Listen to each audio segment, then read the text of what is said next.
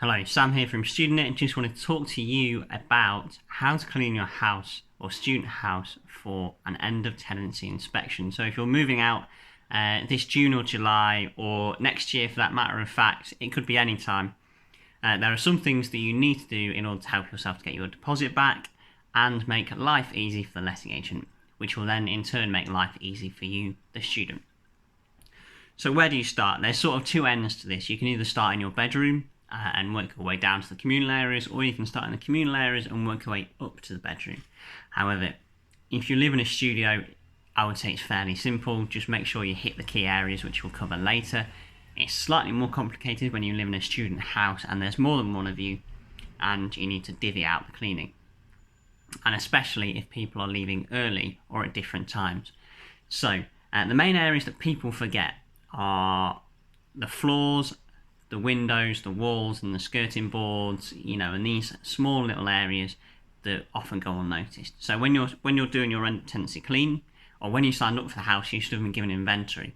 Now you want this inventory back, so you can go around and look at all these things yourself before the letting agent comes in, because this way you can make sure they are all clean, they're not damaged, and they were given, or they're in the same standards they were given to you.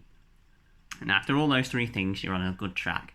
So let's say you start in the kitchen, make sure you clean all the surfaces down, clean all the cupboards out, defrost the fridge, defrost the freezer, clean the fridge shelves out and the sink, and get rid of any rubbish as well.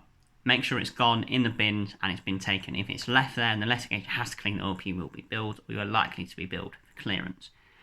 Make sure you mop the floors and then hoover, or hoover and mop rather, because that way you pick all the bits up first and then you hoover it and make it all nice and clean. Wipe the skirting boards down, clean any window handles and door handles. That's a really good tip. And make sure you just give the windows a quick clean. Then any carpets, just give them a good hoover, banisters, anything like that. Give them a quick wipe down. Make sure you do the skirting boards everywhere. Then you get to the bathroom. Make sure you give the toilet a good bleach. Clean the top of the basin, clean the bottom, or mop the floor. Get into the bath, bleach or shower that as well. Clean all the screens down. And if you have a curtain, make sure you give that a wash. Make sure you get plenty of air and light in the house so it doesn't smell. And then in your bedroom, make sure there's no blue tack marks on the wall. Your desk is nice and clean. Your bed's sort of made as it was, how it was handed to you. And you've hoovered and wiped everything down.